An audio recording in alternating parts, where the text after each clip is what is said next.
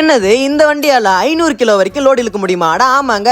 Guys, நான் ஹரிஷ். நான் எங்க வந்திருக்குன்னு பாத்தீங்கன்னா கல்லை பைக் அங்க தாங்க வந்திருக்கோம். இந்த ஷோரூம் கரெக்டா எங்க இருக்குன்னு பாத்தீங்கன்னா நம்ம கள்ளக்குறிச்சி ஏம பேர்ல தாங்க இருக்கு இந்த ஷோரூம். இப்போ உங்கள்கிட்ட ரீசன்ட் டைம்ஸ்ல பைல்வான்னு சொல்லிட்டு இந்த வண்டி வந்துருந்துச்சு. இது பாத்தீங்கன்னா செம்மையா இருக்குன்னு தான் சொல்லுவேன். ஏன்னா 500 கிலோ வரைக்கும் லோடு இழுக்க முடியும் இந்த வண்டியால. அது மட்டும் இல்லங்க 200 கிலோமீட்டர் மைலேஜ் தருதுன்னு தான் சொல்லுவேன். அது மட்டும் இல்லங்க இந்த வண்டியில பாத்தீங்கன்னா ஃப்ரண்ட் டிஸ்க் பேக் டிஸ்க் ரெண்டுமே அவைலபிளா இருக்கு. லோடிங் ஏரியா எல்லாம் பாத்தீங்கன்னா நிறைய இருக்குன்னு தான் சொல்லுவேன். அதுல பாத்தீங்கன்னா உட்கார சீட்டு பின்னாடி அவ்வளவு பொருள் வைக்கிற அளவுக்கு இந்த இடத்துல ஸ்பேஸ் இருக்கு. அது மட்டும் இல்லங்க முக்கியமா சொல்லணும்னா இந்த கூடையில 50 கிலோ வரைக்கும் லோட் ஏத்த முடியும். அது மட்டும் இல்லங்க இந்த வண்டியில நிறைய ஃபீச்சர்ஸ் அவைலபிளா இருக்கு. அது மட்டும் இல்லாம 3 இயர்ஸ் பேட்டரி வாரண்டி கொடுக்குறாங்க. பெஸ்ட் ஈவி சர்வீஸும் பண்ணி கொடுத்துட்டு இருக்காங்கன்னு தான் சொல்லுவேன். அது மட்டும் இல்லாம இந்த வண்டியில பாத்தீங்கன்னா நிறைய கலர்ஸும் இவங்கள்ட்ட அவைலபிளா இருக்கு. இந்த வண்டி மட்டும் இல்லங்க இவங்கள்ட்ட பாத்தீங்கன்னா ஸ்கூட்டி எல்லாம் பாத்தீங்கன்னா செம்மையா இருக்குன்னு தான் சொல்லுவேன். நிறைய கலர்ஸும் அவங்கள்ட்ட அவைலபிளா இருக்கு ஸ்கூட்டிலையும். அது மட்டும் இல்லங்க இவங்கள்ட்ட பாத்தீங்கன்னா புதுசா பைக் கூட லான்ச் பண்ணிருக்காங்க. பசங்களுக்கு ஒசரமே செம்மையா இருக்குன்னு தான் சொல்லுவேன். இந்த பைக் உண்மையிலே செம்ம ஸ்டைலா இருக்கு. ஏன்னா பர்சனலா ரொம்ப பிடிச்சிருந்துச்சு. ஏன்னா இந்த பைக்